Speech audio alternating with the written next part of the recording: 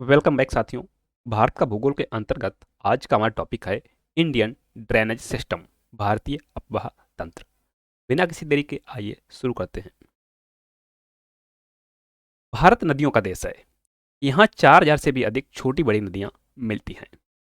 इनके अपवाह को मोटे तौर पे दो वर्गों में विभक्त किया जाता है, यथा हिमालय का अपवाह, दूसरा प्रायद्वीपीय अपवाह। हिमालय का अपवाह के अंतर्गत जिन नदियों का उद्गम हिमालय से हुआ है वह हिमालय का अपवाह के अंतर्गत शामिल हैं, और जो नदियां प्रायद्वीप से निकलती हैं या उद्गम होता है उन्हें प्रायद्वीपीय नदियां, और वह प्रायद्वीपीय भारत में उनका बहाव है। हिमालय का अपवाह, हिमालयन ड्रेनेज। हिमालय की उत्पत्ति के पूर्व तिब्बत के मानसरोवर झील के पास से निकलने वाली सिंधु, सतलज एवं ब्रह्मपुत्र नदी तिथिस भूसंनति में गिरती थी, तथा प्रायद्वीपीय पठार की नदियां जैसे चंबल, बेतवा, केन, सोन इत्यादि भी उत्तर प्रवाहित होती हुई तिथिस भूसंनति में गिरती थी। तिथिस भूसंनति के मलबे पर भारतीय प्लेट के दबाव से बृहद हिमालय की उत्पत्ति हुई, जिसका उत्थान धीरे धीरे हुआ। फलस्वरूप सिंधु, सतलज तथा ब्रह्मपुत्र ने अपने मार्ग में उठने वाले बृहद हिमालय को काटकर अपनी दिशा पूर्ववत बनाए रखा, जिसके फलस्वरूप इन्हें पूर्ववर्ती नदी, एंटीसीडेंट रिवर कहा जाता है। इन्होंने क्या किया, बृहद हिमालय को काट दिया और अपना जो प्रवाह था उसको पहले की तरह बनाए रखा। इन तीनों नदियों ने बृहद हिमालय को काट कर बड़े खड़े कगार वाले खड्डों का निर्माण किया है, जिन्हें गार्ज कहा जाता है। गार्ज क्या होता है? बी आकार की घाटी, जिसे गार्ज कहा जाता है। सिंधु गार्ज जम्मू कश्मीर में सिंधु नदी द्वारा बनाया गया है। सिपकीला गार्ज हिमाचल प्रदेश में सतलज नदी द्वारा बनाया गया है, तथा कोरबा गार्ज अरुणाचल प्रदेश में ब्रह्मपुत्र नदी द्वारा बनाया गया है। बृहद हिमालय के धीरे धीरे ऊपर उठते रहने के दौरान वर्षा का जल हिमालय पर नदी घाटियों का विकास किया।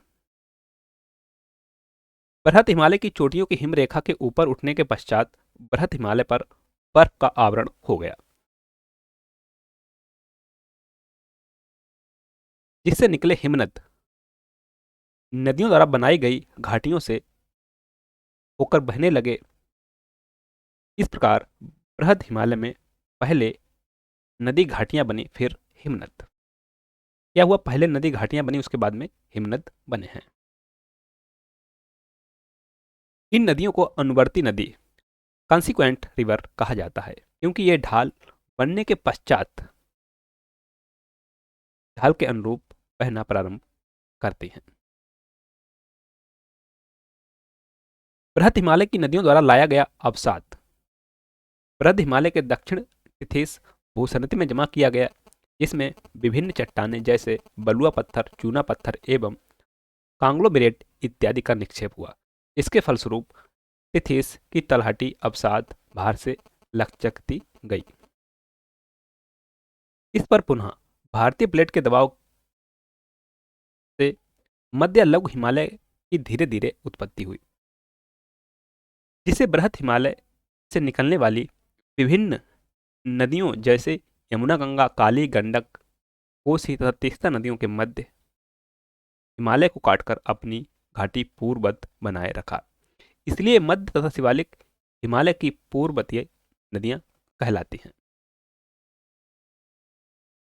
मध्य हिमालय से निकलने वाली नदियों के मध्य हिमालय के दक्षिण टिथिस भूसंनति में अपसादन किया, कि वहां पर क्या मलबा जमा कर दिया, जिस पर पुनः भारतीय प्लेट के उत्तर पूर्व खिसक कर दबाव डालने से शिवालिक श्रेणी की उत्पत्ति हुई।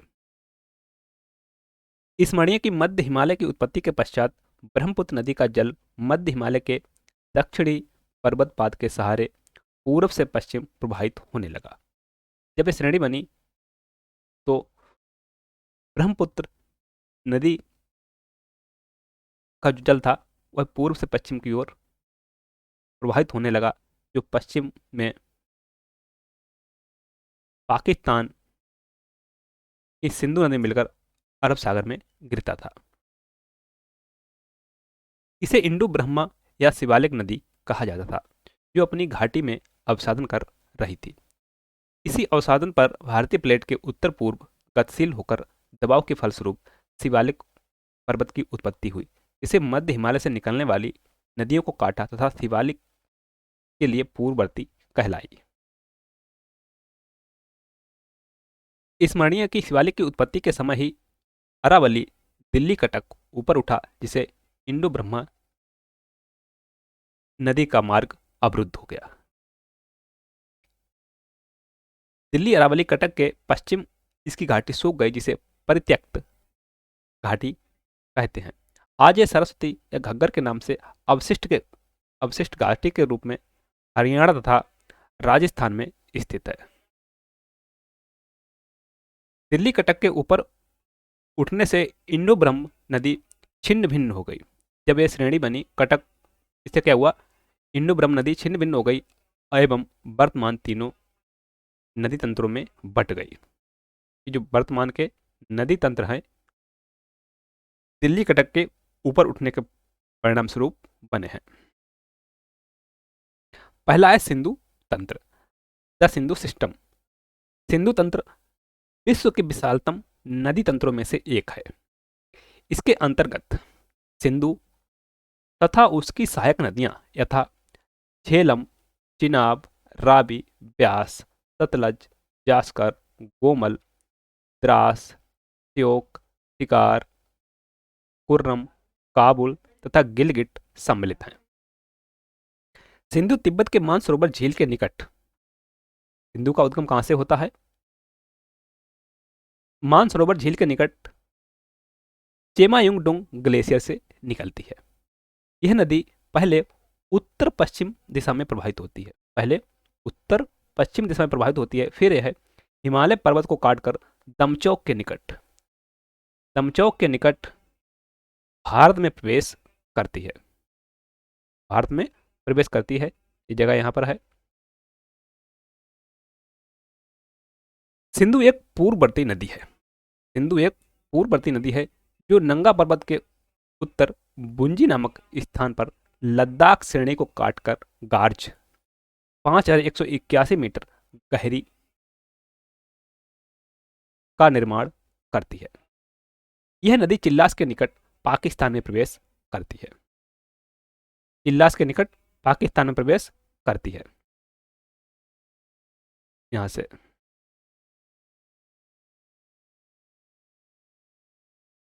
यह 2880 किलोमीटर लंबी है तथा इसका संग्रहण क्षेत्र 11,65,000 वर्ग किलोमीटर, भारत में 3,21,000 वर्ग किलोमीटर है।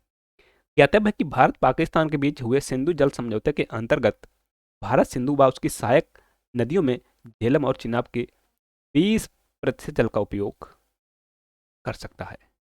भारत सिंधु व उसकी सहायक नदियों में झेलम और चिनाब के 20% जल का उपयोग कर सकता है। सिंधु नदी बाईं ओर से मिलने वाली नदियों में पंजाब की 5 नदियां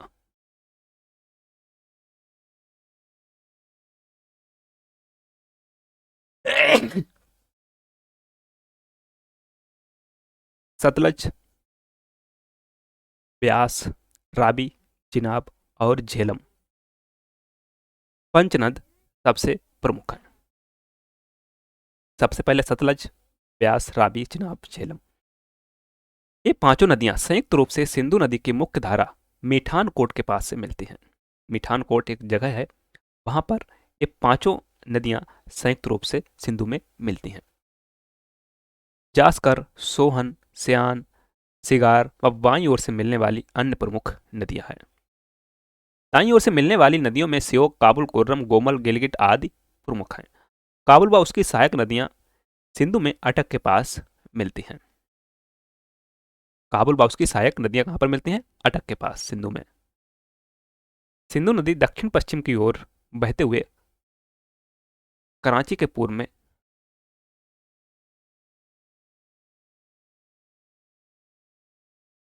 अरब सागर में गिरती है। अरब सागर में गिरती है।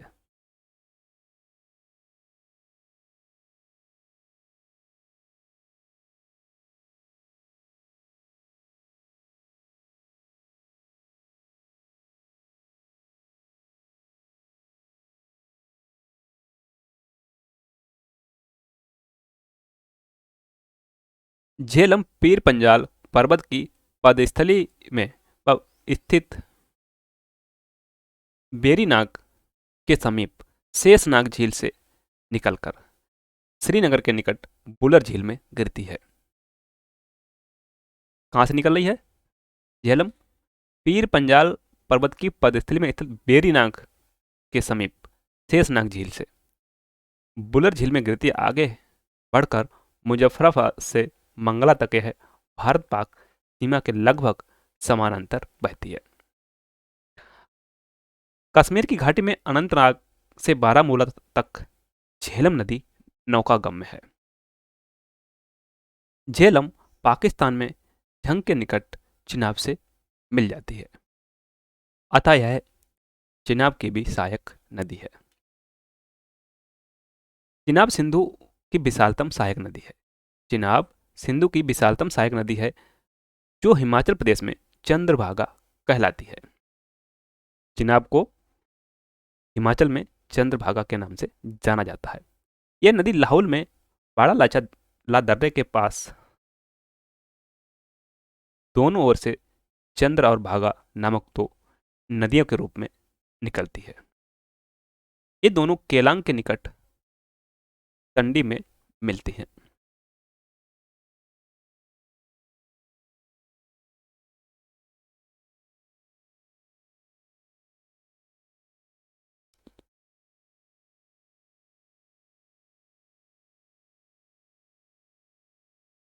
अगली है रावी। रावी का उद्गम स्थल कांगड़ा जिले में रोहतांग दर्रे के समीप।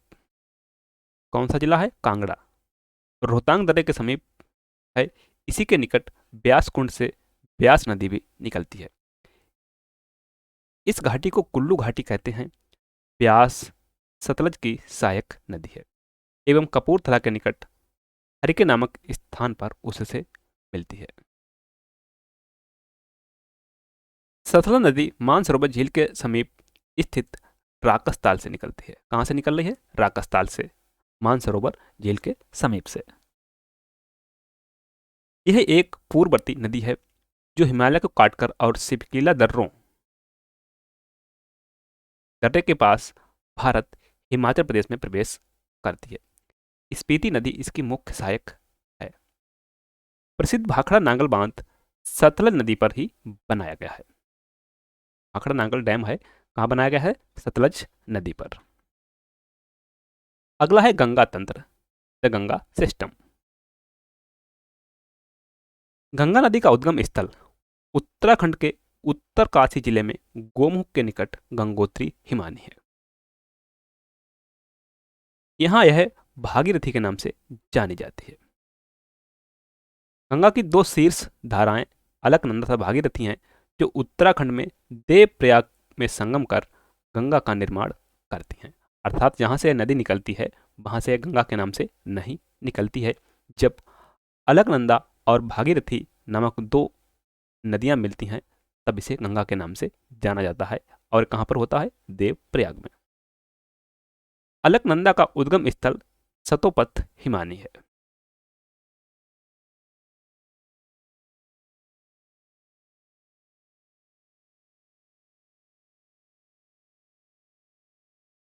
ये आप देख सकते हैं मैप में। यहाँ से आकर जगह है देवप्रयाग, यहाँ पर आके दो नदियां मिलती हैं तब जाकर यहाँ से गंगा के नाम से यह नदी आगे बढ़ती है।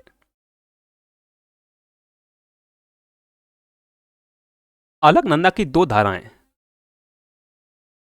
धौली गंगा एवं विष्णु गंगा विष्णु प्रयाग के निकट परस्पर मिलती हैं। पिंडार नदी कर्णप्रयाग में अलकनंदा से बाएं तट पर मिलती है, बाएं तट पर। जबकि मंदाकिनी रुद्रप्रयाग के निकट अलकनंदा से दाहिने तट पर मिलती है। गंगा हरिद्वार के निकट पहाड़ों से निकलकर मैदान में प्रवेश करती है। इसमें दाहिनी ओर से यमुना प्रयाग के निकट मिलती है। दक्षिणी पठार से आकर सीधे गंगा में मिलने वाली नदी टोंस व सोन है। दक्षिणी पठार से आकर सीधे गंगा में मिलने वाली नदी टोंस व सोन है, जो क्रमशः इलाहाबाद के बाद एवं पटना से पहले गंगा में मिलती हैं। गंगा के बाएं तट की मुख्य सहायक नदियां पश्चिम से पूर्व इस प्रकार हैं।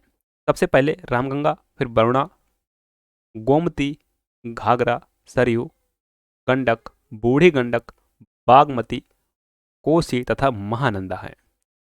यह क्रम एग्जाम में पूछ लिया जाता है। गंगा नदी की सबसे अधिक लंबाई कहां पर है? उत्तर प्रदेश में। जब गंगा नदी पश्चिम बंगाल में पहुंचती है तो भागीरथी एवं हुगली नामक दो प्रमुख वितरिकाओं में बट जाती है। कहां पर? पश्चिम बंगाल में। एक शाखा भागीरथी के नाम से, एक शाखा हुगली के नाम से।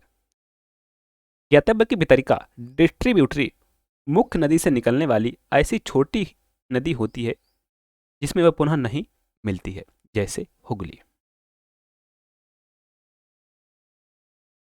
आगे छोटा नागपुर पठार की दामोदर नदी हुगली में आकर मिलती है। फरक्का बांध हुगली नदी पर ही बना है। जो फरक्का डैम है कहां पर बना है? हुगली नदी पर। मुख्य नदी भागीरथी बांग्लादेश में चली जाती है, जहां वह पहले पद्मा की संज्ञा से अभिहित की जाती है। यहां से गंगा कई धाराओं में बटकर डेल्टाई मैदान में दक्षिण की ओर बहती हुई समुद्र में मिलती है। पावना के पूर्व कोलुंडो के पास ब्रह्मपुत्र, जो यहां जमुना के नाम से पहचानी जाती है, पद्मा से मिलती है।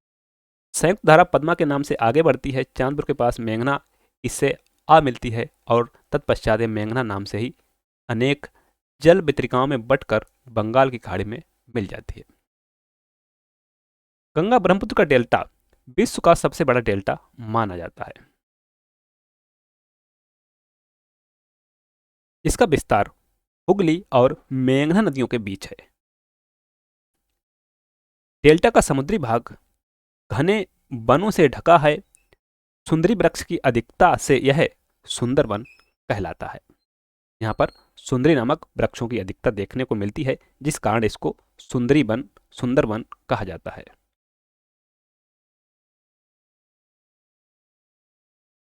हुगली को विश्व की सबसे अधिक विश्वासघाती नदी कहते हैं।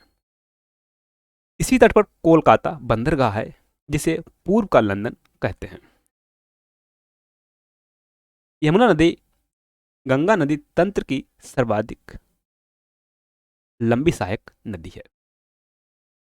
सर्वाधिक लंबी नदी जो बंदरपूंछ श्रेणी पर स्थित यमुनोत्री हिमानी टेहरी गढ़वाल जिला से निकलती है।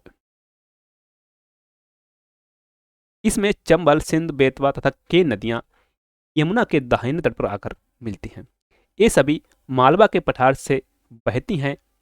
इसके बाएं तट पर मिलने वाली नदियों में टोंस, हिंडन, करेन, संगर एवं रिंद प्रमुख हैं। सोन नदी कहां से निकल रही है? अमरकंटक की पहाड़ियों में नर्मदा के उद्गम स्थल के निकट से निकलती है। जहां से नर्मदा का उद्गम हो रहा है, उसके निकट से ही सोन नदी का उद्गम हो रहा है। इस नदी के रेत में सोने के कण पाए जाते हैं, इस कारण इसे स्वर्ण नदी की संज्ञा दी जाती है। अगला है ब्रह्मपुत्र तंत्र, ब्रह्मपुत्र सिस्टम। ब्रह्मपुत्र नदी तिब्बत में सांगपो या सांपू के नाम से जानी जाती है। यह मानसरोवर झील के निकट चेमायुंगडुंग हिमनद से निकलती है। अब ये तीन नदियां सिंधु, सतलज और ब्रह्मपुत्र का उद्गम स्थल लगभग एक ही है। यह गंगा में मिलने वाली नदियों में सबसे बड़ी नदी है। इसका अफवाह तंत्र 3 देशों तिब्बत, चीन, भारत व बांग्लादेश में विस्तृत है। इस नदी का बेसिन मानसरोवर झील में मरियन ला दर्रे द्वारा पृथक है। आप देख सकते हैं ये जगह है जहां से ब्रह्मपुत्र का उद्गम हो रहा है, जहां से ब्रह्मपुत्र का उद्गम हो रहा है। और यह इस तरीके से आती हुई अरुणाचल प्रदेश से होकर भारत में प्रवेश करती है।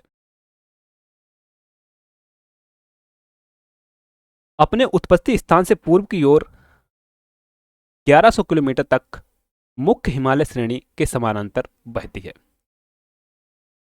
हिमालय के पैरेलल बहती है। इसके बाद यह दक्षिण की ओर तीव्र मोड़ बनाते हुए अर्थात यूटर्न लेते हुए नामचा बरवा एक जगह है के निकट हिमालय को काटती हुई एक गहरा कैनियन का निर्माण करती है। यह नदी सियांग या फिर दिहांग के नाम से भारत में प्रवेश करती है। पासीघाट के निकट सदिया नगर के पास इसकी 2 सहायक नदियां दिबांग और लोहित इसके बाएं किनारे पर आकर मिलती हैं। तत्पश्चात इसका नाम ब्रह्मपुत्र पड़ता है। जब भारत में प्रवेश करी तो किस नाम से जाना गया इसको? दिहांग के नाम से। जब इसमें 2 नदियां मिल जाती हैं, दिबांग और लोहित, तत्पश्चात इसको ब्रह्मपुत्र के नाम से जाना जाता है। इसके बाद है असम घाटी में प्रवेश करती हुई, जहां कई सहायक नदियां ब्रह्मपुत्र से मिलती हैं। इसमें सुबनसिरी, जिया भरेली, धनसिरी, उचीमारी, पगला दिया, कपिली और मानस हैं। ध्यातव्य की कपिली नदी ब्रह्म अर्थात ब्रह्मपुत्र की सहायक नदी है। कापरूप नगर इसी के तट पर अवस्थित है। असोम घाटी में ब्रह्मपुत्र नदी गुम्फित जलमार्ग बनाती है, गुम्फित जलमार्ग बनाती है। गुम्फित जलमार्ग अगर आपको जानना है तो हमारा एक वीडियो पड़ा हुआ है, नदियों द्वारा निर्मित स्थलाकृतियां, आप उसको देख सकते हैं, जिसमें माजुली जैसे कुछ बड़े नदी द्वीप भी मिलते हैं।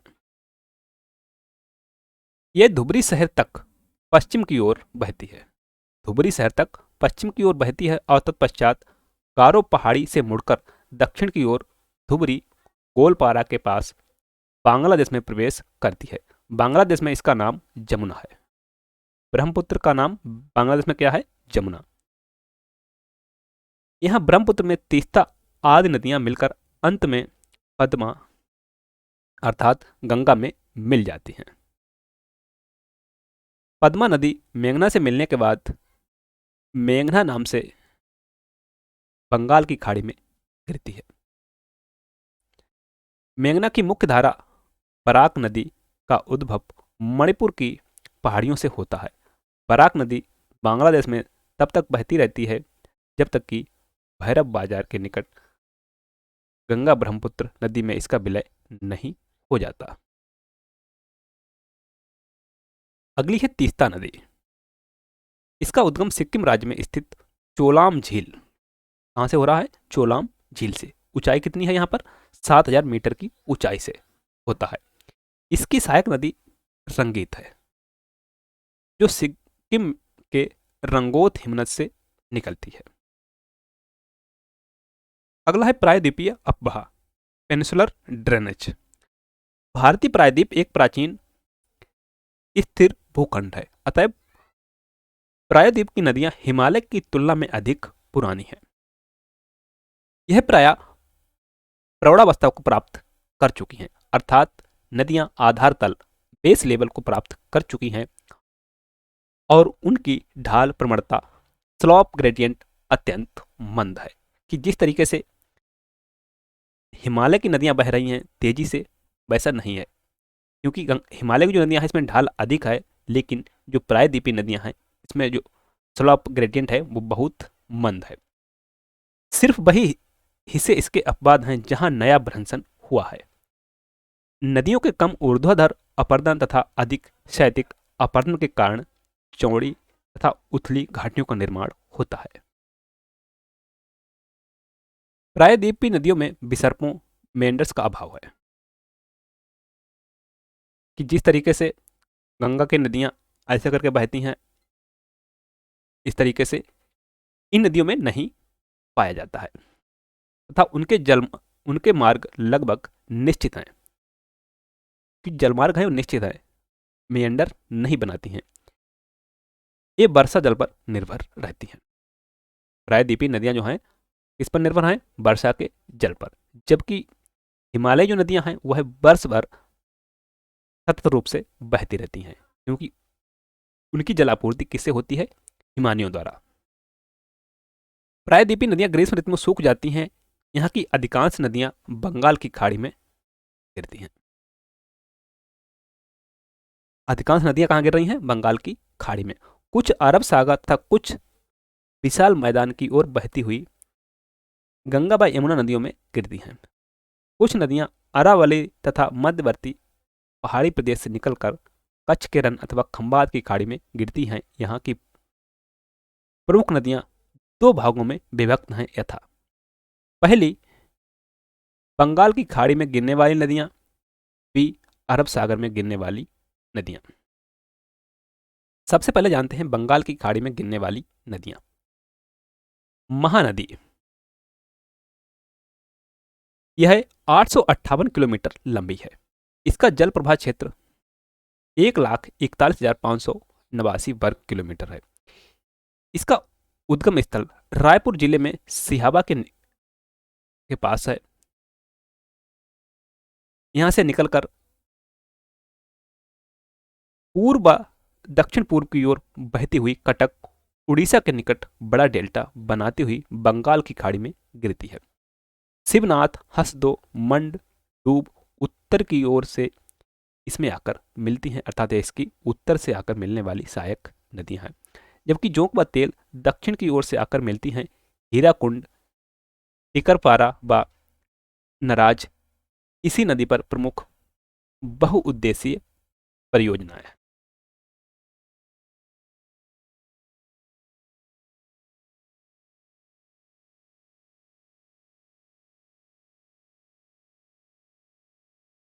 महानदी,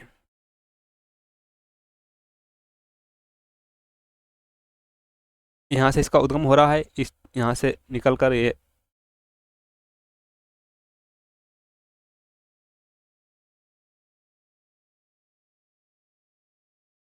इसकी सहायक नदी है तेल। ब्राह्मणी, बैतरणी और स्वर्णरेखा नदियां। ब्राह्मणी, स्वर्णरेखा नदियां छोटा नागपुर पठार पर रांची के दक्षिण पश्चिम से निकलती हैं तथा बैतरणी नदी ओडिशा के क्योंझर पठार से निकलती है।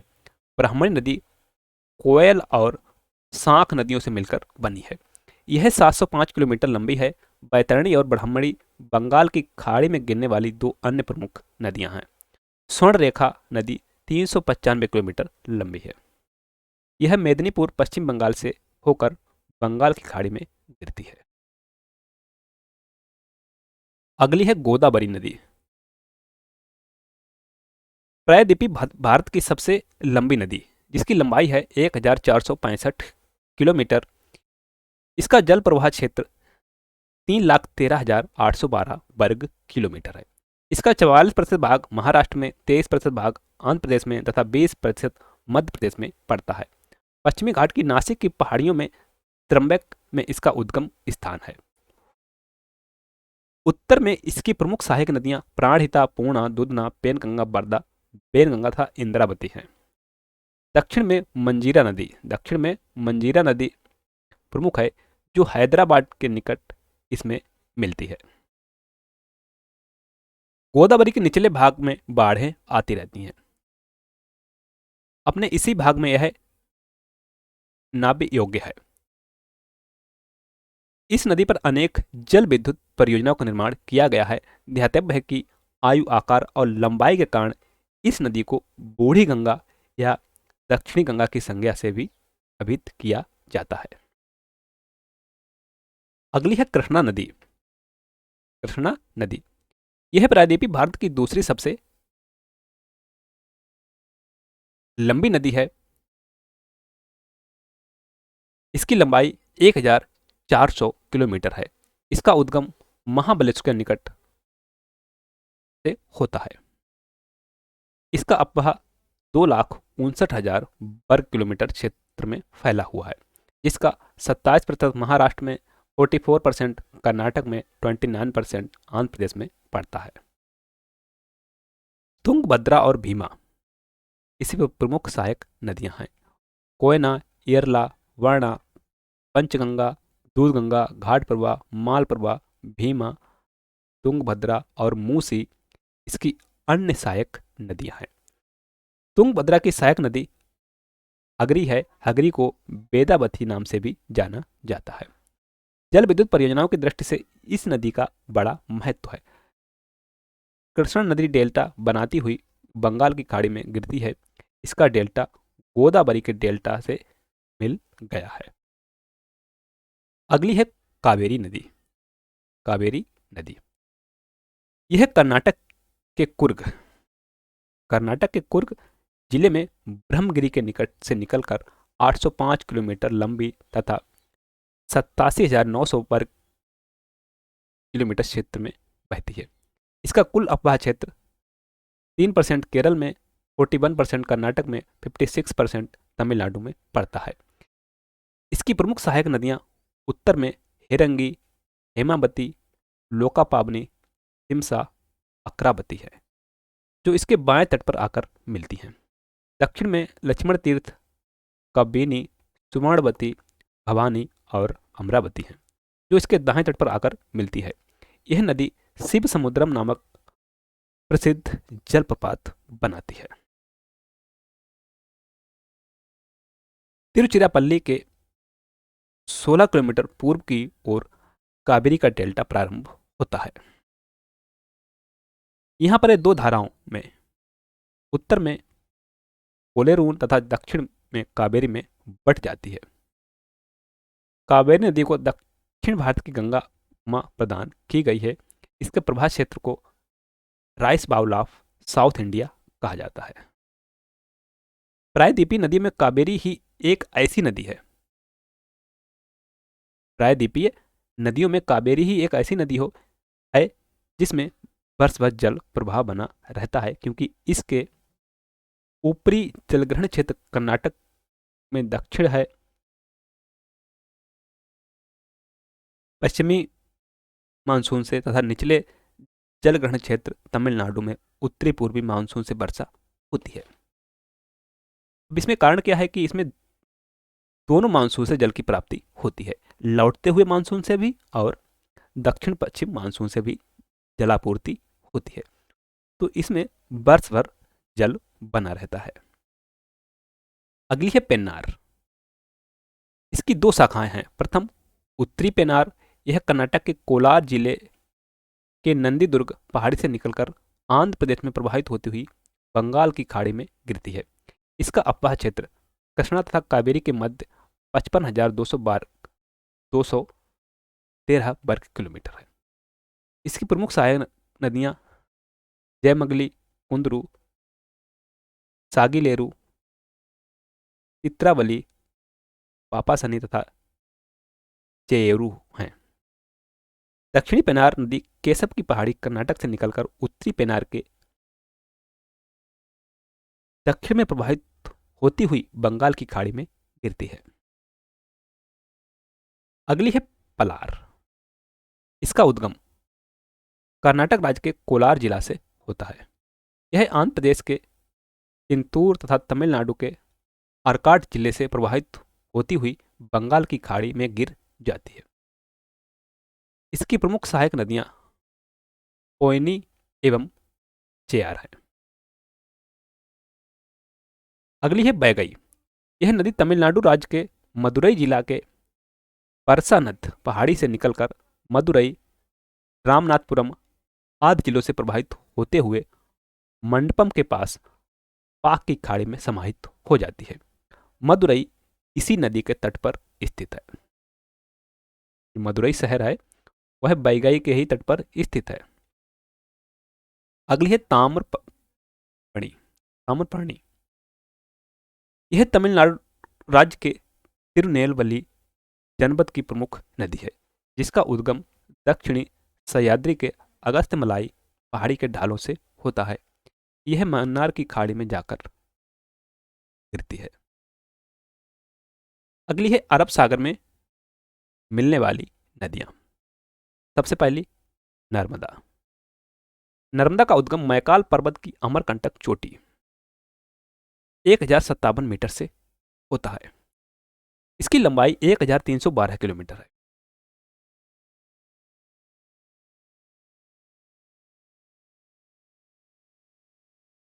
इसका अपवाह क्षेत्र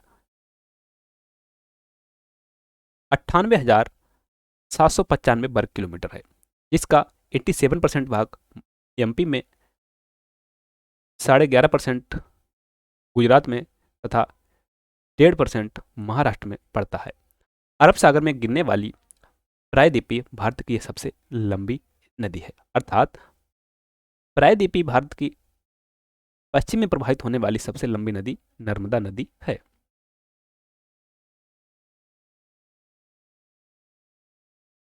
इसके उत्तर में विंध्याचल और दक्षिण में सतपुड़ा पर्वत है। इसके बीच से भ्रंश घाटी में बहती है। जबलपुर के नीचे भेड़ा घाट की संगमरमर की पहाड़ी के चट्टानों में एक भव्य कंदरा और कपिलधारा धुआंधार प्रपात का दृश्य बड़ा मनोहर, जहां 23 मीटर की ऊंचाई से जल गिरता है। नर्मदा का निचला भाग नाव चलाने योग्य। निचला भाग यह भड़ौच के निकट ज्वार नदमुख द्वारा खंबात की खाड़ी अरब सागर में गिरती है। इसकी प्रमुख सहायक नदी ओरिसन है तथा अन्य सहायक नदियां तबा, बरनेर, वैड्यार, दूधी, सक्कर, हिरन, वरना, कोनार, माचक आदि हैं। अगली है तापी अर्थात ताप्ती। यह मध्य प्रदेश के बैतूल जिले के मुल्ताई नामक स्थान के पास सतपुड़ा श्रेणी 7,062 मीटर की ऊंचाई से निकलती है।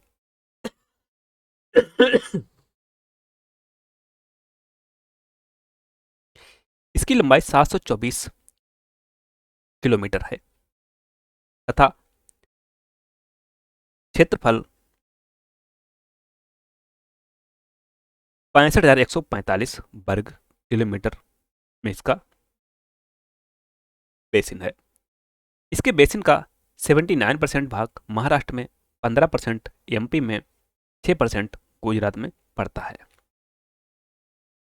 यह सतपुड़ा तथा अजंता पर्वतों के बीच भ्रंश घाटी में प्रवाहित होती है। इसकी प्रमुख सहायक नदी पूर्णा है।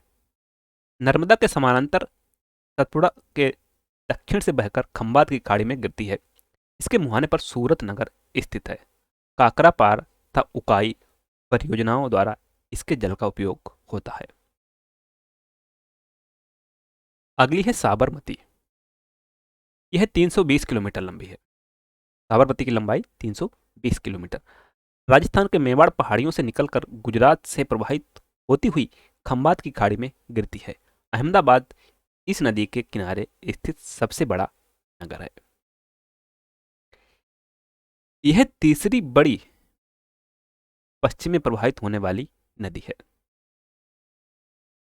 अगली है माही रिवर। इसका उद्गम मध्य प्रदेश के धार जिले में विंध्याचल पर्वत के पश्चिमी भाग में मेहद झील से होता है। यह नदी 553 किलोमीटर की दूरी तय करने के बाद खंबात की खाड़ी में जाकर विलीन हो जाती है। इसका अपवाह क्षेत्र 34,842 वर्ग किलोमीटर है, जो मध्य प्रदेश, राजस्थान और गुजरात राज्यों में फैला हुआ है। सोम और जाखम इसकी मुख्य सहायक नदियां हैं। नेक्स्ट है लूनी नदी। राजस्थान के अजमेर के दक्षिण पश्चिम में अरावली श्रेणी के नाग पर्वत से निकलकर 320 किलोमीटर प्रवाहित होने के बाद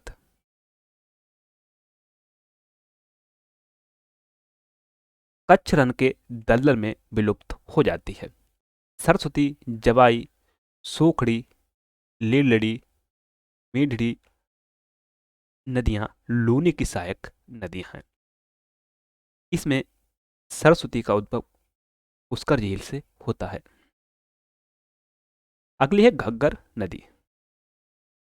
यह हिमालय पर्वत की शिवालिक पहाड़ियों से शिमला के पास से निकलती है। इसकी कुल लंबाई 465 किलोमीटर है। यह अंबाला, पटियाला व हिसार जिलों से बहती हुई राजस्थान के गंगानगर जिले में प्रविष्ट होती है तथा अंततः हनुमानगढ़ के समीप हटनेर के मरुस्थल में विलीन हो जाती है। अगली है सह्याद्री के पश्चिम की नदियां, अर्थात पश्चिमी घाट के पश्चिम की नदियां। पश्चिम घाट अपने पश्चिम की ओर तेज ढाल रखने वाला पर्वत है। जो स्लोप है वह कैसा है? तेज है। यह पर्वत दक्षिण पश्चिम मानसून हवाओं को रोककर वर्षा करते हैं, अर्थात यहाँ पर जो वर्षा की प्राप्ति होती है वह अधिक होती है। तटीय मैदान काफी संकरे है।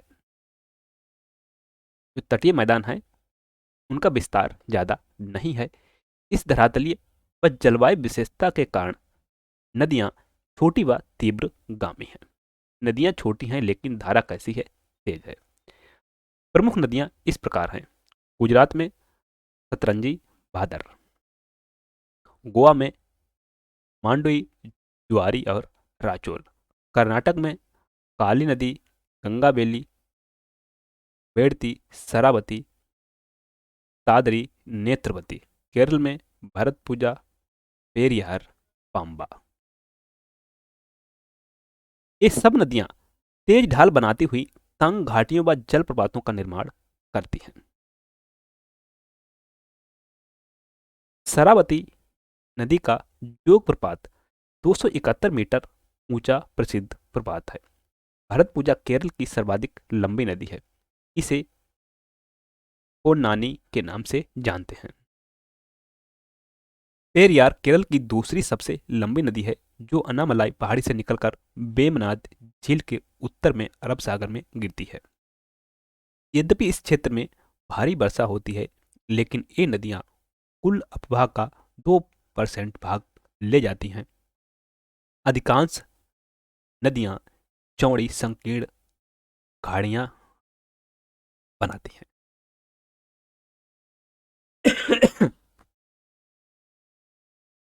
ये संकीर्ण खाड़ियां बंदरगाह रखने वाली हैं। इनकी सिंचाई क्षमता काफी कम है लेकिन जल विद्युत उत्पादन क्षमता काफी अधिक है। इसी कारण यहाँ पर अनेक जल विद्युत योजनाएं क्रियान्वित की गई हैं।